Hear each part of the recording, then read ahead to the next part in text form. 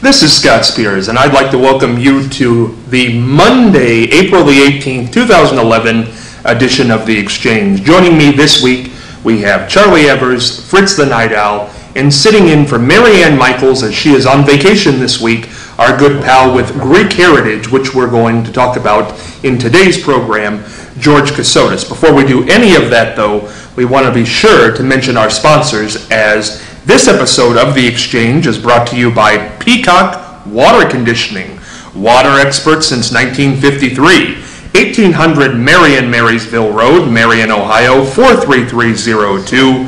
For further information, dial 740-387-6312. Ohio Neck and Back Pain Relief Center, Scott M. Gray, D.C., across from the Marion Center between TSC and Kroger. For further information, dial 740-386-6580. And Night Owl Theater, located on the net at www.fritzlives.com. For further information, email nightowltv@yahoo.com, and that's NITEOWLTV@yahoo.com. We're going to start off this Monday, as we do each and every day on The Exchange, by going to Charlie Evers for this day in history. And this has been quite a day in history.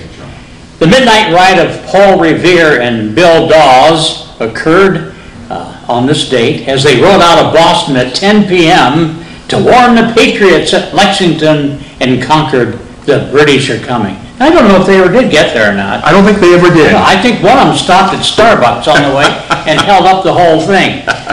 The San Francisco earthquake, though, struck at 5:13 a.m. on April the 18th, followed by a massive fire. There were wood stoves that overturned and broken gas pipes, and altogether 4,000 people lost their lives. Big day, April 18th. Absolutely. The British are coming. The British are coming. We're now going to flip over to our good pal. If you don't know what you want to do tonight, if you don't know what you're going to watch, boy, have I got a guy who can give you something to watch. The Flick Pick with Fritz the Night Owl. Fritz? Thank you, Scott. And tonight we have a movie that was nominated for at least 5 Academy Awards and won 3 of them. Voted as Best Picture of 1960. The Best Director was Billy Wilder, and the Best Screenplay was based by I.A.L. Diamond. Now, this is the same crew that gave you Some Like It Hot the year before. And this movie, as I say, a 4-star film, 1960 the year, and we take you to the world of business. Everything you wanted to know about getting ahead in business, but were afraid to ask. Our hero is Jack Lemmon, a young guy who's trying to climb the ladder of success, and his boss is Fred McMurray. Turns out that Jack Lemmon is a bachelor, and he has a bachelor pad that all of his bosses and supervisors, who are married guys, want to use the Jack Lemmon apartment, and so he's passing the key around until Fred McMurray, the boss of bosses, finds out that the bachelor pad's available, and he's having kind of a fling with Shirley MacLaine.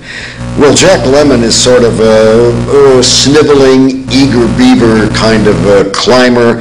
He's literally a lamb among wolves.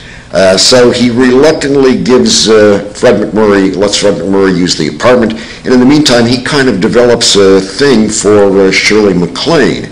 So there's that triangle going on there. McMurray doesn't want to marry MacLaine. MacLaine does want to marry McMurray. So there's that triangle around there. It's kind of an unforgettable and kind of unsavory story, with humor though, because it's a comedy drama about how businessmen and immorality are kind of combined if you want to climb the ladder of success. It's a profound movie. It holds up very, very well today. Fred McMurray was the bad guy in this movie and was really an unforgettable heel, out-and-out heel. and his performance, he got an avalanche of mail saying, Fred, you're not that kind of guy. We want to see you as the nice guy, again, the good-natured hero. And ultimately, McMurray did go back to Disneyland to do things like the Flubber Things and My Three Sons on television, which is probably what he's best known for. He did have one other little outing as a villain in the movie The Caine Mutiny.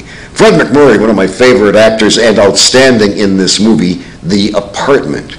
Forgot to tell you the name of the movie. It's called The Apartment, from 1960. Won, as I say, 3 Oscars. Jack Lemmon was nominated but didn't win. Shirley MacLaine was nominated. She didn't win. Speaking of Shirley MacLaine, Nikita Khrushchev, the then premier of Russia, enjoyed this movie so much he became a big Shirley MacLaine fan and sent word through his envoy at the UN to give compliments to Shirley MacLaine for her performance in this. So a lot going for it. Will hold your interest start to finish. 4-star movie, goes about 2 hours. It's called The Apartment from 1960. Jack Lemmon, Shirley MacLaine, Fred McMurray. You'll love it. Scott? George, tell me about, you worked as an usher in a theater here in Marion, did you not? You told me that at one point. At the Palace and at the Marion Theater. You did both of them? Both of them. What's the best movie you ever saw in your ushering days, which would have been around what time? My ushering days? Well, that was the mid-40s. Mid-40s. What's 45. How did you get the job as an usher? Well, I'll tell you, we just, they advertised to meet at the Palace Theater. I think it was right, some of the guys were coming home from the war at that time, mid-40s, 1944, 1945, 1946. Mac, I remember we called, his last name was Mac something, McClenathan or McElhaney. Mac the Knife. Well, we called him Mac, that's it. He was the manager of the Marion and the Palace Theater. And actually, we had little uniforms. We had these gray uniforms with the little, what was the Johnny guy with the cigarette? Oh, Call for Philip Morris. Yeah, Johnny. They something out of those stories. Remember the Yeah, little sure. Philip Morris outfits? A lot of buttons on the Call jackets. for Philip Morris. Yeah, well, we had those little outfits on, and naturally, we were skinny teenage kids, and we were ushers at the Palace Theater. Now, going back to what movies were big in those days, I remember a lot of movies. Gee, but the favorite one, you asked me for the One favorite? that sticks out in your mind. Well, the Marion Theater stuck mainly with cowboy and westerns, westerns, which was, back then was Tom Mix, Hopalong Cassidy. Gene Autry was popular and Roy Rogers, but they had a big mixture of cowboy movies. The best one I liked is that Gene Autry was riding on his horse, sitting side saddle, playing his guitar. And he says, I'm a-rollin', I'm a rootin', shootin', tootin' cowboy, but I'm rollin'. And that movie was called Rootin' Tootin' Cowboy. Rootin' Tootin' Cowboy. That's back in the 40s. Now, Charlie, do you remember that? No, I don't. Film? Were you a cowboy Remember fan? Gene Oh, Autry, yes. though, Sure. Gene Autry. Johnny Mac Brown. Oh, Johnny Saw Mac. all of his movies. Yeah, Sunset Carson, Johnny McBrown, Buster Crabbe, Hopalong Cassidy was always our favorite. Durango Kid was also very popular. Durango was good. Yeah. Roy Rogers was really popular. What do you think happened to the Westerns? They were at one point it. Roy Rogers, Trigger, his horse was Trigger. And- Stuffed. Yes. Taxidermied. We better say taxidermied. Right, and Dale Evans. Yeah, she wasn't taxidermied. No, but that was his wife. Right, Dale right. Evans. Nice lady. That movie was unbelievable. Roy is up, can I tell a story? Go about ahead, the movie? go ahead. This was my all-time favorite movie. The Gene Autry movie was good, but Roy Rogers was really great. Roy is up on the mountain, and he's camping out, he's hunting, right? The ranch wasn't that far away, but he camped out that night, put his tent up. It was getting dusk, put his tent up. It's a one single tent, a little rug on the bottom so he could sleep. But he had a pair of brand-new Tony Lama boots. Tony Lama, you ever heard of Tony Lama? I had Tony Lama boots. Expensive. Very expensive. Anyway, he aired them out, so he set them right, actually the mesh curtain in front of the tent was, you could see through it. So he put his boots out, it was getting dusk. And he laid down, had his rifle next to him, you know, that hammer, what was that? What were those rifles called? Winchesters. Winchester rifle. And he went to sleep, and he slept good. The next morning, daylight, he wakes up, he lifts his head, and he looks out, and this cougar is chewing on his boots. Unbelievable. Is these Tony Lama boots, Tony Lama boots. which were, at that point, high-dollar boots. High-dollar boots, and unbelievable. So he grabs his rifle, loads it, clicks it, and the cougar heard that, grabbed the boots and ran up the side. Roy jumps out, takes aim, shoots, and about 50 yards, hits the cougar right in the head, kills him instantly. So Roy gets his horse, packs the tent, puts it on the back, goes over, picks up the cougar, throws it over the back of the horse, grabs his boots, didn't put them on, he had them in his hand, goes towards the ranch. Took him a while to get to the ranch, and who's standing on the porch? Dale. Dale says, Roy. She said, pardon me, Roy, are those the boots the cougar chewed on? Pardon me, Roy. Is that the boots the cougar chewed on? Boy. George, what was the name of that movie? Whatever it was, you have no need to see it. Now you just heard it acted out right here. We saw Throw it. that one in the back because you'll never need to see that one again. Right, of course. George, one thing I wanted to ask you about, Charlie knows about this, your Greek heritage. That's important to you, is it not? Very important, very. Now tell us a little bit about your Greek heritage and why it's important. Well, because back in the early 30s, late 20s, early 30s, a lot of immigrants were coming to America, but my dad had been here, and he was working with New York Central Railroad and got a job with J.P. Morgan. But while they were working on the railroad, they ended up from New Jersey to Martel, and at Martel, Ohio, they were laying the 7th track because the engineers were saying that this is flat land, we want this to be our switching station. All New York Central trains coming from the east switch go to Chicago. They didn't finish. They had 7 tracks finished, and here comes the Pullman train up, and who jumps out? General John Blackjack Pershing. He jumped out, and he waves his wand over those immigrants, and he said, by the order of President Wilson, you are all inducted to the United States Army. They didn't know. They couldn't speak English. They were German, French, Italian, Greek. Dad was with them, and he gets on the Pullman. They take him to Knox. They train him. They put him on a train, back on a train, take him to New York Harbor, and instead of leaving, they left Marseille to come to America because they told them to go to America, the streets were paved with gold. But what do? They go into the Le Havre, which is the northern port, and from the northern port into the Argonne Forest, that's where Kaiser Wilhelm was waiting for him, and he shot cannons of mustard gas in the air.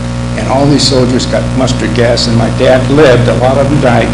Dad came back, went to Chillicothe, was in the hospital for 2 years, came back. Now, don't forget, this is 1915, 1916. 1917 is when they went into the Army, and they fought the First World War in 1918. Dad was wounded, came back, got his money, went to the hospital for 2 years, got his money, enough money to go back to Europe and marry his young sweetheart, my mother. And your mother was quite a woman. Oh, Dorothy, she was the one that started the restaurants downtown. The first one in the late 30s, early 40s, and then the second one, which I took over when I got old enough. But I worked in both of them. I worked in the restaurant. I was actually born in the kitchen. Yep. We're going to talk more about your restaurant businesses as we go on in the week. One thing I wanted to talk about, Fritz, was Jack Lemmon. You mentioned he was in this movie today. Has Jack Lemmon ever made a bad movie? Not that I know of. You automatically would get 2 stars just because he was in it. And his film career, I mean, he started off big with, I think it was Ensign Pulver in, what was that, Mr. Roberts. He was a stand, when you can hang in there with Jimmy Cagney and Henry Fonda, who were the 2 stars, and come out as one of the people that you remember. And Lemmon went all the way through his career. I don't think he ever did make a bad movie. You know, in the 80s, he wasn't making movies as often, but when he got to the 90s, he teamed up with Walter Matthau again, and they did the Grumpy Old Men series, they did the Odd Couple reunion, they did, what was the Out to Sea, but it was just those two, and young kids would go to the theater. I remember going to see Out to Sea, because it had a lot of the older stars in it, and that was probably around 94, 95, and the crowd was not older people, it was younger people who were reintroduced to Jack and Walter through Grumpy Old Men. Well, I think that's just an example again of where talent and taste goes forever. And Lemon and Mathau together were unbeatable, timeless. I mean, people 30, 40 years from now can see any one of the movies they were in together, and it will be as fresh and interesting and as exciting and enjoyable as it was when they first made it. Absolutely. Charlie, you know, this brings up something. We're on television right now and radio. Television and radio and commercials, movies, all have this idea that it's 18 to 49. And if you're not in that age bracket, you are dead. Yeah. I don't feel so good. No. Yeah, could be before the show's over today. Yes. Why is that? I don't know. It's just as something that came about and everybody follows, like a train going down the track.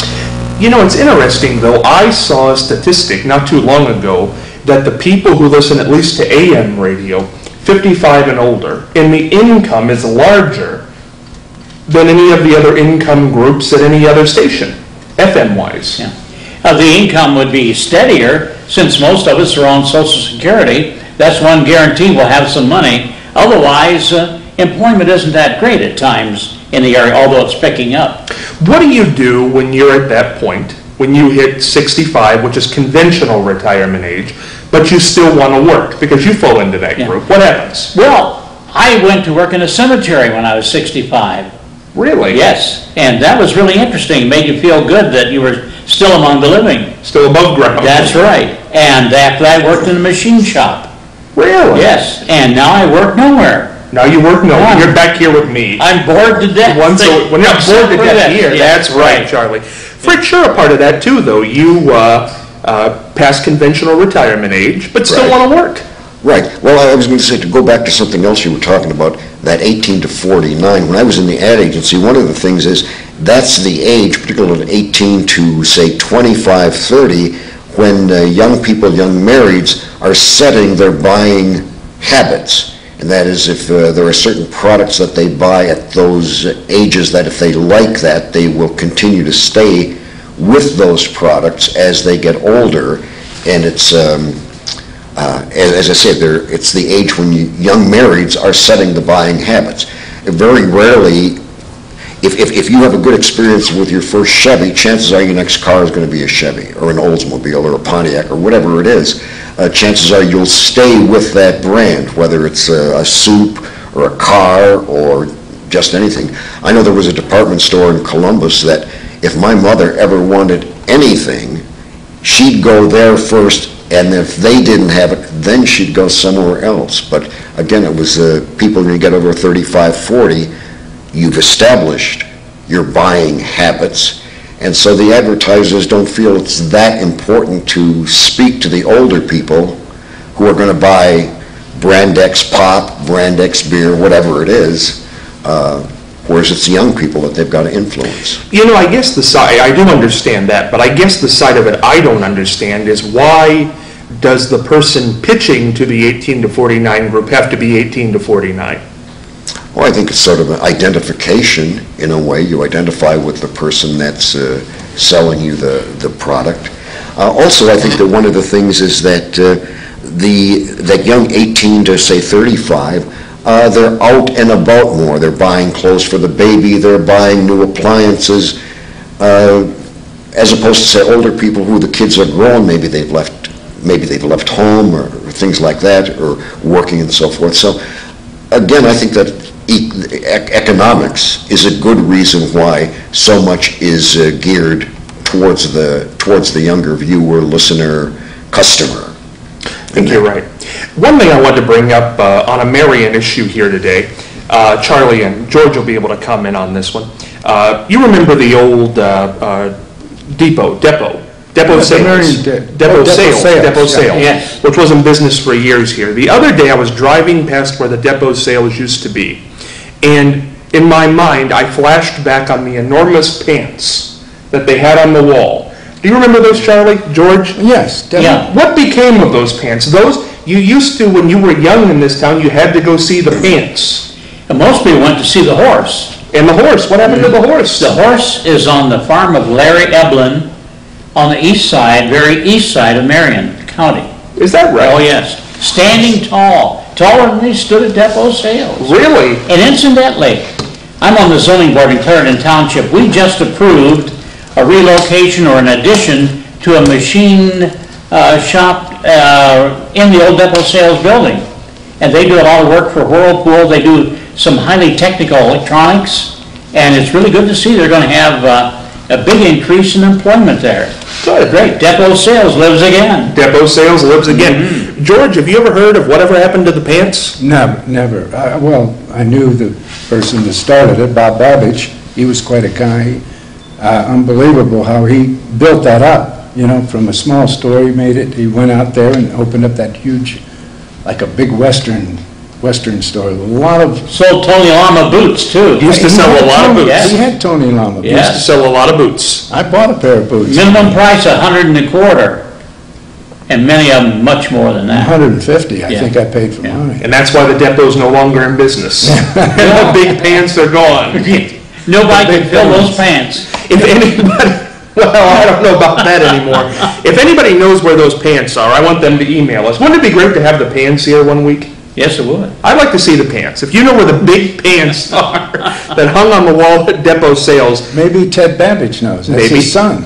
well, there you go. Give us a call, 740-387-4649, or email us at irmcommunication@gmail.com. We want to know where those big depot sales pants are, and by goodness, we're going to get to the bottom of it. We're going to jump into the mailbag today. I am a divorced mother of 2 boys from different fathers. Their ages are 17 and 6. My first husband died in an accident. My second husband and I discovered 2 years ago that he has recently disappeared. My youngest has been sick recently. He will recover but requires ongoing treatment and medications. The costs exceed my health insurance benefits. It has been financially difficult. My 17-year-old works after school. Because of our problems, he's had to pay for many things himself that I would have liked to have helped him with. He has not complained. He recently gave me a check that will go a long way towards helping to pay for his brother's medical bills. The check will drain his college savings. He's an honor student and has athletic and academic scholarships. This would have been his spending money for next year. He wants me to take it. I was almost in tears. I feel so guilty about taking this money from my son. What should I do? Trudy and Marion, with about 4 minutes left in this program. That's a big, hefty question for 4 minutes. Fritz, what would you do? I think that the son, he offered the money. I think that the mother should take it, thank him, and hope for better days ahead. It's you got to give the kid credit for, you know, stepping up to the plate like that, and I think he will get his reward. Might take a little bit longer, but she needs the money.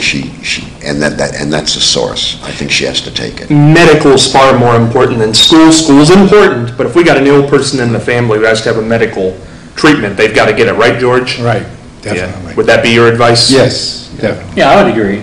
I don't think there's anything else really you can do in a situation like that. Have you ever been faced with anything like that, Charlie? The medical situation in the United States right now is a wreck. It's pretty hard to even raise money to pay medical bills. I mean, bills of $100,000, $200,000 nowadays, you know. I don't know. You could apply for the Social Security at an early age, or maybe she could have, but maybe she didn't want to go to the government for help. It's a tough situation, and with the unemployment rate hovering around 10%, boy, that's tough. You know, you don't want the kid, because sometimes it's hard to go back to college after you've been out a certain amount of time, and this kid is an honors student. But boy, you know, I guess if we had a better medical system, we wouldn't have problems like this. It's hard to tell, but this is going to give him something to talk about for a long, long time, how he helped his mother. Give him and peace of family. mind. Yes. And character. Well, in a way, I was going to say, like in World War II, all of the guys who had to leave college to go to the Army, and so there was that big gap there, and then they came back to college, and actually, in a way, because they were more mature and had faced a lot more and learned a lot more, they did better in college than they would have done had they come right from high school where, hey, let's party. I think you're... So that time in the service, that break between the school might, in a way, be a That help group to of you. men built this country, rebuilt it, you might say, started new industry, new businesses, and Well, to talk about more of that one, we're going to talk about World War II, the greatest generation. If you have a question for the mailbag, join us on Facebook under the name The Exchange Marion, or email them to us at irmcommunication@gmail.com. Thank you for tuning in today. We will be back tomorrow. See ya.